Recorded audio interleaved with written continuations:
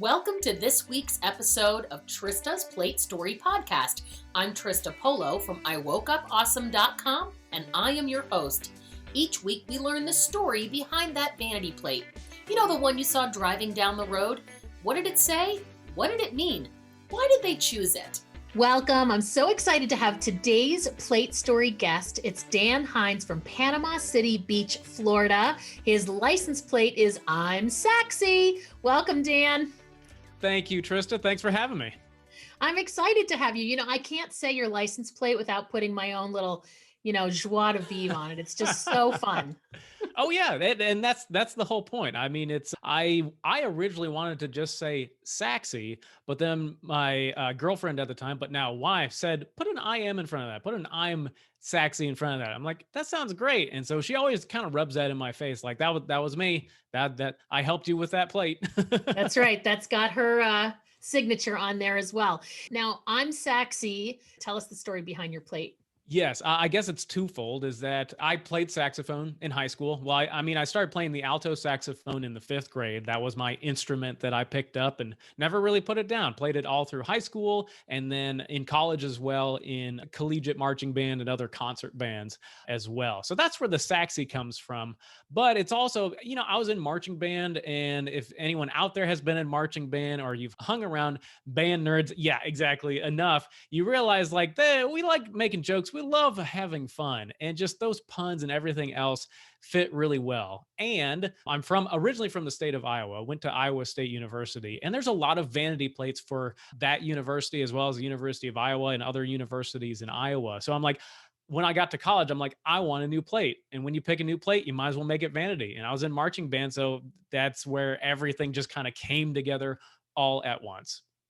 I love it. Now, your girlfriend, now wife, she was in marching band too, yes?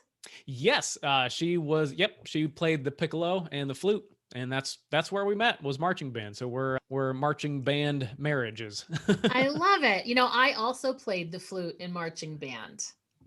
Yeah, it's that's the fun thing about flutes and other woodwinds, is that we kind of have this thing against all of the trumpets and all of the the brass instruments. So because they're so much louder, so we all They kind of really stick are. together. We all stick together as one woodwinds. Yes, I just have this memory. It is so clear in my head of having to turn my body and feet while keeping my head forward so that I could make the right formation for the football game. Yes, It's exactly, like and just coming back to me right now. well, and especially with a piccolo or a flute, is you got your elbow out there as well. So it's just, yeah, you got to get flexible. You got to stretch before marching band, despite what many other people probably think. That's right. It wasn't field hockey, but it had its own merits for physical fitness. This is true. Absolutely. This is true. So I never did marching band in college, definitely high school for all 4 years.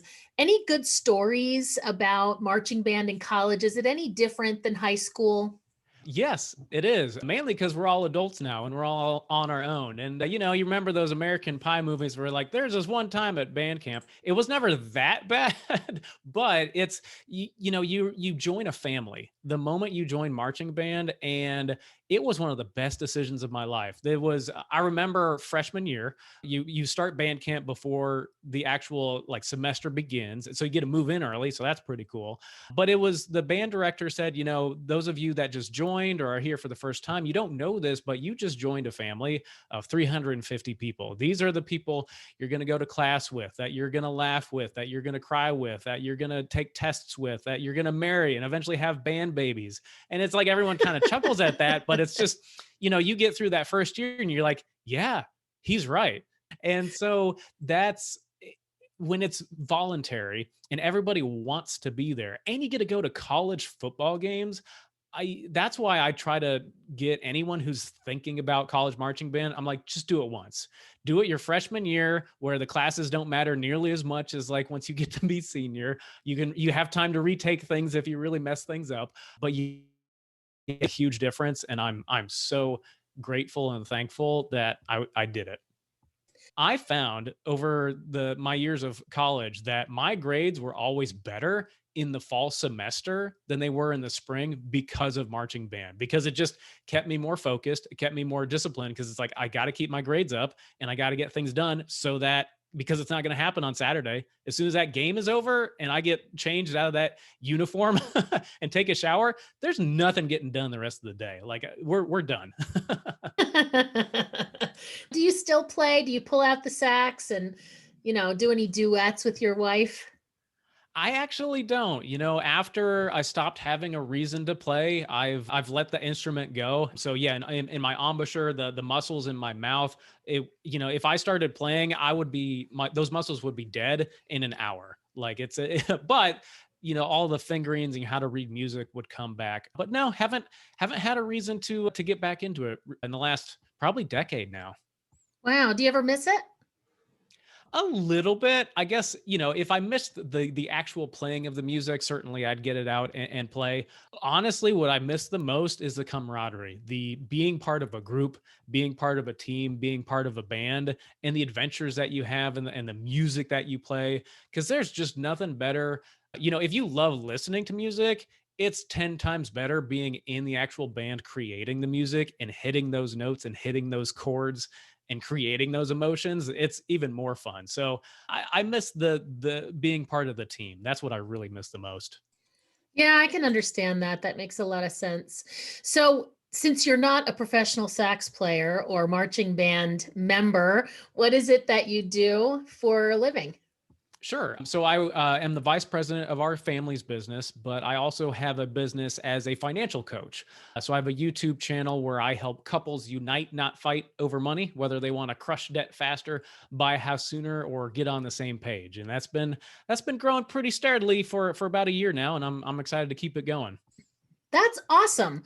How did you learn to do that? Because I find most people in that game, it was because they had a hard time.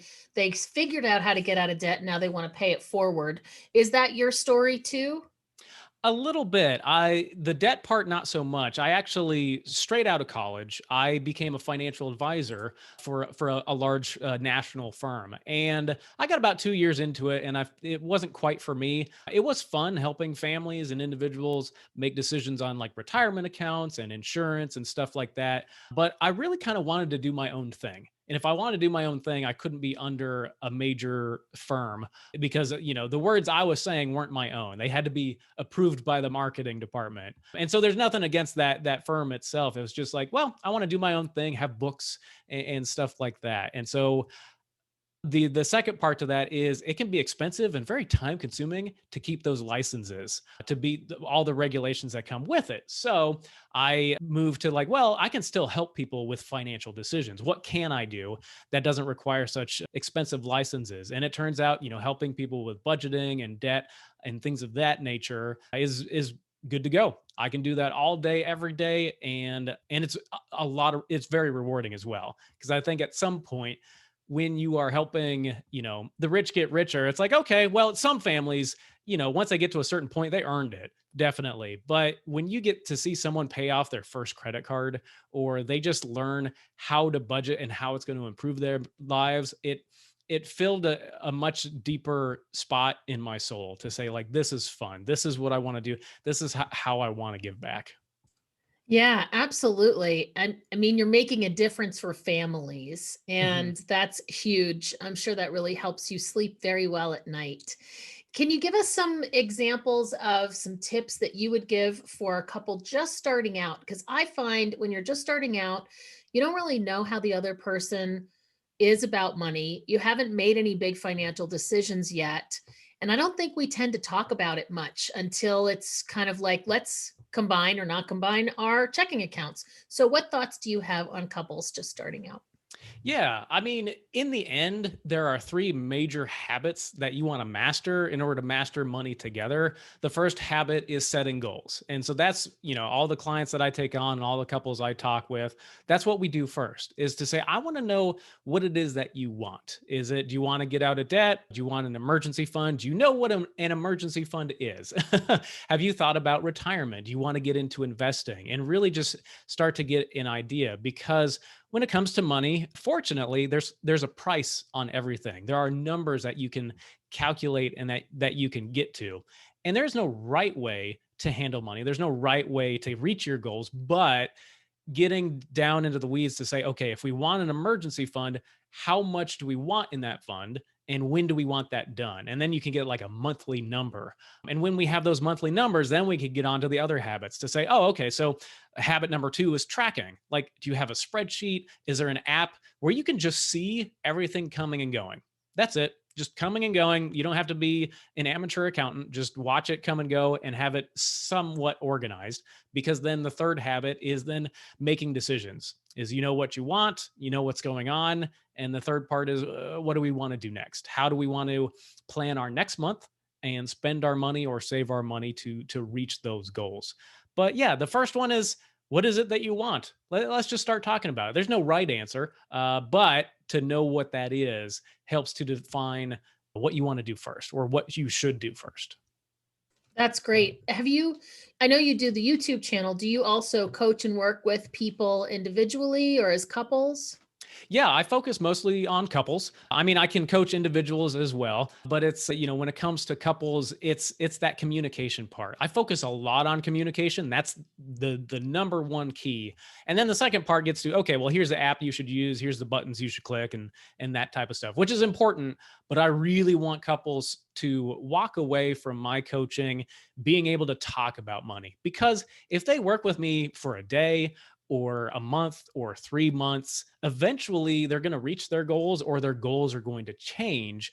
And I want them to have the tools, especially the communication tools, to make decisions and to talk and to decide. Because tools will change, goals will change, the world will change, and they may not be my clients, or they may not be watching my YouTube channel when that happens. Yeah, that's really important. I'm a coach and trainer as well, more for entrepreneurship and leadership and team than money. But communication right down the center is also a huge piece of what I coach people on as well.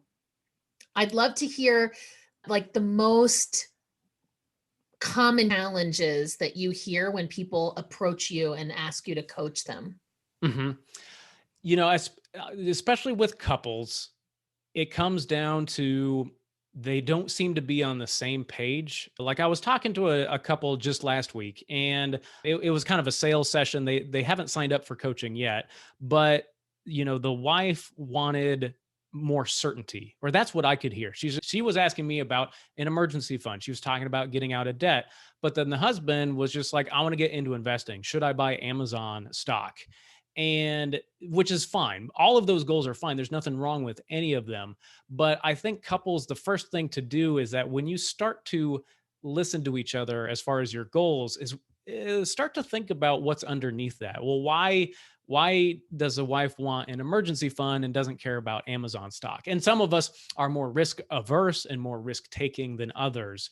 And so it's the goals are common. It's investing, retirement, emergency fund, getting out of debt, buying a house. What should we do about our car? Like, those are the top goals. But when it comes to a couple specifically where they're not really communicating well, it's to dig into like, okay, why is that her primary goal? And why is that his primary goal? And then we can start to talk about and understand what the underlying needs are, to then say, okay, here's your plan going forward with money. Maybe we should do the emergency fund first because you could get that done faster. And it feels great to sleep better at night knowing that cash is in the bank. And then we'll get to the investing. Or it could be you do both at the same time, but it's to understand each other's point of views and then move forward. Yeah, that's super important. Now, you used to live in Iowa and now you're in Florida. What brought you to that move? That's a pretty big move. It is. Well, that's because my amazing, awesome, most wonderful wife, that hopefully is going to listen to this someday, is a dolphin and sea lion trainer. All right. Well, now we got to talk about that a little bit. I've never met one of them. They're wonderful, although they come home smelling a little funny at the end of the day. But beyond that, yeah, it was a dream of hers for as long as she can really remember. I think her parents hoped that she would grow out of it, but she never did. She got a biology degree at Iowa State. And, just like any industry, you get an internship or you just kind of apply until you get in. And fortunately, she got an internship straight out of college as soon as she graduated here in Panama City Beach, and it turned into a job right after that, as soon as the summer internship was over. And so, once she got that job, I basically flew down and proposed, and we've been here ever since. Oh my gosh, that's amazing. So I assume it's at like an amusement park or a Sea World kind of place. Where does she actually train and entertain with dolphins and sea lions? Yes. Yep. Dolphins and sea lions. They do also have seals, so you wouldn't be wrong either way. but yeah, it's like a small Sea World. It's called Gulf World, like the Gulf of Mexico.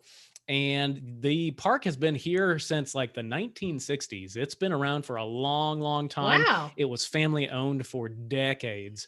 And so, yeah, so she's been there. And a lot of people have asked, like, well, why haven't you moved on to Atlanta Seaquarium or SeaWorld or somewhere else? And, the truth is, she's just like, I'm doing exactly what I want with people I enjoy being around. So it's just like, why move somewhere and go right back to the bottom of the totem pole? That's great. You have to enjoy what you're doing. And I think it's about more than being upwardly mobile. Yes. And that was something that I asked myself when I was a financial advisor. I only got 2 years into it, but I looked at advisors that had been there 20 years and I'm like, there's no one that I want to become. Like there was no like mentor role model. Like I want to be them in 20 years. And, she's kind of felt the same way. She's just like, she's exactly at the level that she wants to be, where she's a leader, but she still works with the animals every day. And if she moved up higher up the chain, she'd get farther away from the animals. And she's just like, I don't want to do that. That's not me. I got into this to hang out with the animals. Yeah, that's absolutely awesome. Because you're right. I'm thinking about it. And I do know that the higher up in management you get, the farther from the hands-on work you get in probably any profession. Oh yeah, absolutely. But, going back to communication with couples, I tell everybody that, it's okay if the clicking of the buttons and the math is 90-10. All of our decisions are 50-50. Is if there's a major decision to make, we sit down and make it, and then I go click the buttons. And so that's where, and it's another thing where certainly I don't want something to happen to me and her to be clueless. Because that has happened to a lot of couples in the world where it's just like one side that takes care of everything, which is great for the other side of the couple. But then something happens, they're in a coma, or unfortunately, maybe there's a death. And it's just like, now what? And they're just clueless, or their names weren't on the bank accounts. And so they don't have access. And so, when I'm talking with couples, and especially with my wife, is I'm making sure our names are on everything so that if she needs access, she's got access, and that she understands what's going on, even if she doesn't have to like physically do all of the button clicking. Yeah, I think you're so right about that. And it goes beyond even a death. If they split up and one of you has no idea what's going on financially, I think that can be as big a problem. I mean, yeah, you can call them, but I don't think they're going to come over and help you budget the checkbook. Yeah, exactly. So yeah, balancing a checkbook, just keeping an eye on the bank accounts, knowing where they are and where all the username and passwords are. That's key as well. It certainly is. Now, I wanted to go back to your license plate because I had wanted to ask you this before. I'm SAXY seems like the sort of license plate that would get a little attention.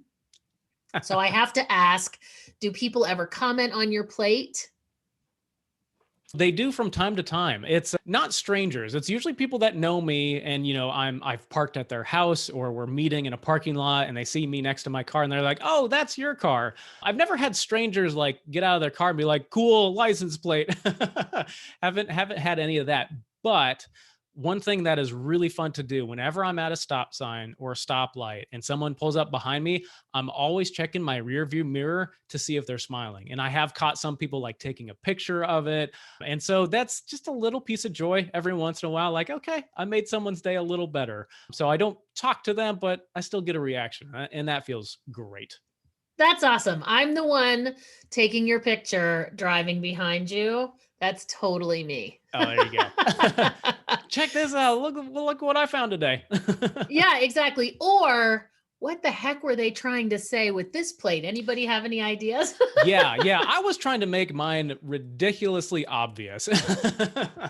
You succeeded. Thank you. Now, Thank you. I have to check in about the background. If people are watching the video version of this podcast, you've got a lot of stuff going on behind you. So I can't let it go by. Can you give us a little tour of your background? Oh gosh. Okay. So Okay. this is a picture of my family. So my parents and my sisters, which might be hard to see. This is a red stapler. So if you're a fan of Office Space, that's exactly where that came from. Then I've got, Simpsons DVDs. I've got the whole family here. I can move my camera. So I've got the 3 kids, but then in these upper shelves, I've got Marge and Homer. So the camera doesn't see all of those right away. But then Kansas City Chiefs, we've been fans since I was a kid, especially being from Iowa. And these here are the red hat is a Tony Robbins hat. Huge fan of Tony Robbins. I actually just did his Unleash the Power Within virtual conference. Phenomenal. Online, right? Yeah, phenomenal. Oh my goodness. And I've been to one other event of his live, and for being virtual, it's about as close as you could get. So I had a great time. And then this is the same brand, the Lucky Clover brand, but an Iowa State hat. And then, I've got a lightsaber that is a custom built from Disney World, and we're actually going back next week. I'm not going to buy another one because they're $200 a pop. So one is enough for now. And then I've just got a whole bookshelf full of books. And then this picture down here is actually here. Let me grab it just real fast. Besides the lightsaber, it is my favorite Disney World because it's from the Haunted Mansion. So as you move my face, it goes back and forth. So I love that thing. And then finally, here's an autographed ticket of Lewis Black, one of my favorite stand-up comedians. So that's the quick tour. Awesome. That's great. And this right here, UPW, instead of walking on fire, you punch through the board. Yep. And so that's my board that I broke just this weekend. Oh, very cool. Event. Yeah. So everything's got a little story. Very cool. I love that. I have to tell you that I saw Lewis Black in New York City at this dive bar. We have a friend who's a professional comedian, but back when he was first getting started, he needed a certain number of people to say they were there to see him just for him to get like 6 minutes on the mic. And I was working in New York City at the time. And my husband loves stand up and he loves an adventure. So he would drive about 2 hours down to the city. I'd get off work. We'd go get a quick dinner and then go to wherever my friend Joe was performing. We would stay for the show and then my husband would drive me home. But one night, Jim Gaffigan and Lewis Black both performed and they were coming up. They weren't movie famous yet, but they were definitely very well-known comics. And I have a picture and I have Lewis Black, Jim Gaffigan, and then my friend Joe's autograph all on the same thing. Oh, cool. And it's cool. Yeah. Yeah. Oh, wow. Yeah, it's cool. It's a good memory. Yeah. Yeah. It's I've never been to New York City. That's like my next, once we can travel again, that's going to be very high on my list. Yeah. To go travel and just be a tourist for a day. Or not a day, like a whole week. I was going to say, make sure you have time and money to enjoy it when you're there. Wait until Broadway is open because you want to take in a show. Maybe go to TKTS and get discounted tickets for a show and then just see some amazing live theater. And really, take the time and the money to enjoy it and do it right. Absolutely. Yeah. It's something I'm looking forward to. Well, and especially, going to, certainly I don't know any prices, but like the Comedy Cellar or just other of those places, like even if it's like a Wednesday night, like I just want to go. Absolutely. Well, my husband reminded me that the reason that Jim and Lewis were there is because they were trying out a set for a big show. Might even have been an HBO special. I can't remember, but they were trying out their stuff to see how it landed on a live audience.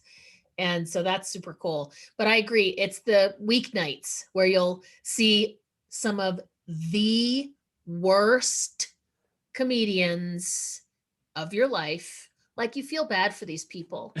You really like, your heart goes out to them. You're excruciatingly miserable the whole time because there's just no saving them.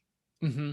There's just no saving them. But your heart goes out because this is their dream or they wouldn't be there, Yeah, it'll make me feel better. Like, oh, recording YouTube videos in my little home office doesn't feel so bad. It's not nearly as scary.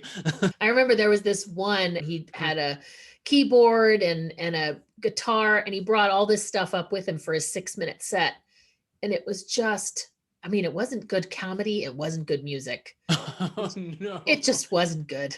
He was failing on every side of the aisle. But I'll never forget it. It was like such a memorable experience. So take in some good comedy, take in some bad comedy for the up and comers. You'll see some amazing comedians like before and then you'll see them later somewhere and say, oh my gosh, I saw that guy when he was just coming out. Yeah, really, really yeah. good. Really That's good the story that I want.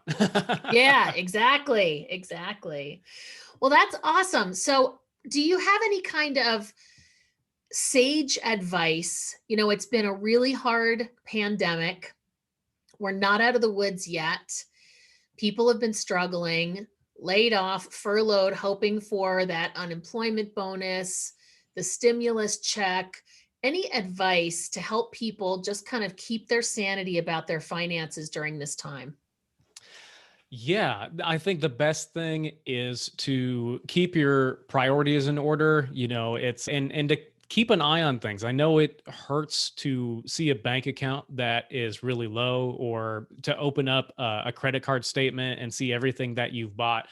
But it's kind of like, if you stop weighing yourself and keeping track of your weight, it's just kind of gonna go by the wayside. So there needs to be something that you can keep an eye on, some metric, some number that you can keep an eye on. That way, also, when relief comes, exactly what to do and when to do it. Is that because I think a lot of people, there's a phrase out there somewhere in the world that is essentially that success is when preparation meets opportunity.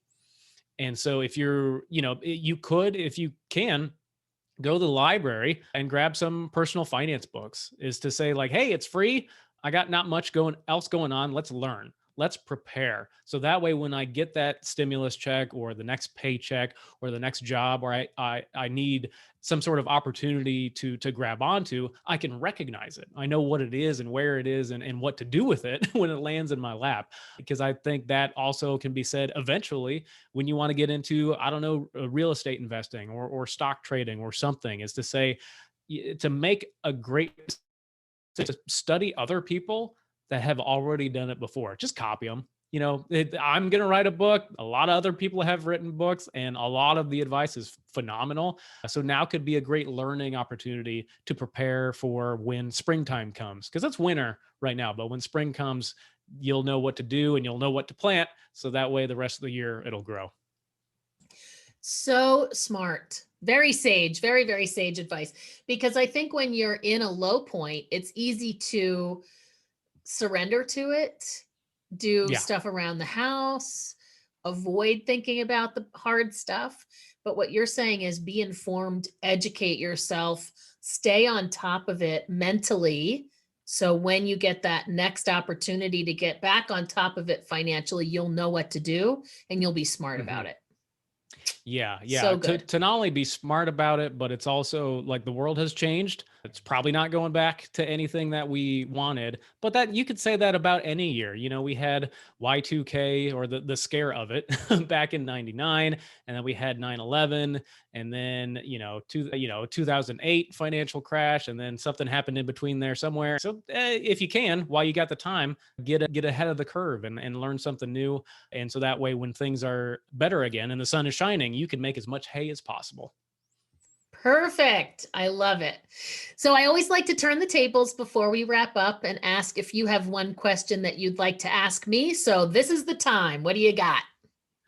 Yeah, well, since we were on comedy, what's the license plate that made you laugh the hardest? Like, was the best joke that you can remember? It's a very good question. So many good ones. Because of my Vanity Plate Instagram account, did you know that there's this subculture of Vanity Plate accounts on Instagram? There are so many of them. And so, of course, we follow each other, right? I mean, did you also know that in Maine, there are no requirements? You can just have whatever you want, including swear words. Really? Mm-hmm. Wow. Yes, indeed. They're trying to change the law to take out the offensive ones. But as of right now, they still have it. In all of the plates that you've seen, what has been the most impactful plate as far as like it meant the most to the person that got it?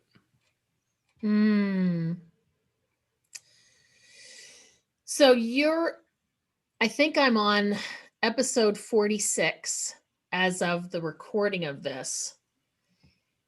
And that's a hard question to answer because there are so many plates that are chosen because of the meaning behind them. Like yours is fun and quirky and funny, and it refers to a really important time in your life. But there's one in particular, the plate is keep going. And it's to remind her to keep going no matter what as she deals with chronic pain. And there's another one, GPS Hope. And this is a couple that travels around the country offering hope to parents that lost their kids.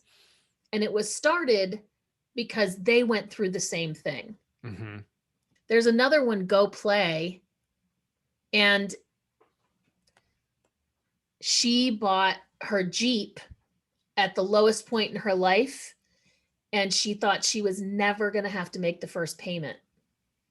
And she got her whole life by joining the Jeep community. I mean, yeah, and that's a key lesson, and that's a lesson I've had to learn in the last year as well. Is that I've been trying to get the YouTube channel going, and I wanted to write a book, and I was essentially starting to burn out. And I have I was talking about Tony Robbins earlier, and I have a Tony Robbins results coach. And one of the lessons that she taught me, and that I had to learn, is to say, if you want to work hard, you got to play hard. And that doesn't necessarily mean sex, drugs, and rock and roll. It's just, when you work hard, you're focused. You're like, I'm getting stuff done. I'm being productive. I'm in the zone. But when you play the same way, is that you want to be in the zone, take time off, turn off your phone. And it could be a book, it could be a movie, it could be something quiet. And as an introvert, I like quiet things, but it's to really be like, I'm going to seriously play. I'm going to take this seriously. I'm not going to like half play while checking email. I'm not going to half play while catching up on something else. Like, I'm taking time for me to unplug. And it's amazing when you do that, how much harder and more focused you can work when Monday comes around. And that's a lesson I've had to learn for myself. Yeah, I agree with you. Like, you have to be able to manage your self-care, not work all the time, not get distracted and let work take over, especially when you're trying to build something like a YouTube channel. I mean, that's hard. You got to really like what you're talking about to grind one of those things out every single solitary week. Yeah. And also, you either have to love editing or hire an editor. That's also part of it as well. You are right about that. So do you have any last words before we wrap up? I just say if you want to find me in other places, head to YouTube and look up Adulting with Money, or you can go to adultingwithmoney.com. And if you have any questions at all, let me know. My best content, the stuff that I'm going to put in the book, come from questions that people ask. So I love to hear from you if you have any questions at all when it comes to money and budgeting and being a great couple. That's awesome. And we will have all the ways to connect with you and access to your YouTube in the show notes, so people will be able to find you. And I just want to thank you so much for being on. It was really fun to learn your plate story and beyond. Yes, Trista, thank you for having me. I had a great time too. Awesome. Thanks, Dan. Have a great day. Thank you for joining us for this week's episode of Trista's Plate Story Podcast. Please subscribe to Trista's Plate Story Podcast to get the story behind all those vanity plates driving with you on the road. And if you would like to nominate the owner of a license plate, including you, or visit any of our partners and sponsors, come and see us at platestory.com. That's PL8STORY.com, and give us the details. If you enjoyed this episode, please drop a review and give us a share. I'm Trista Polo, wishing you well on the road to your next adventure.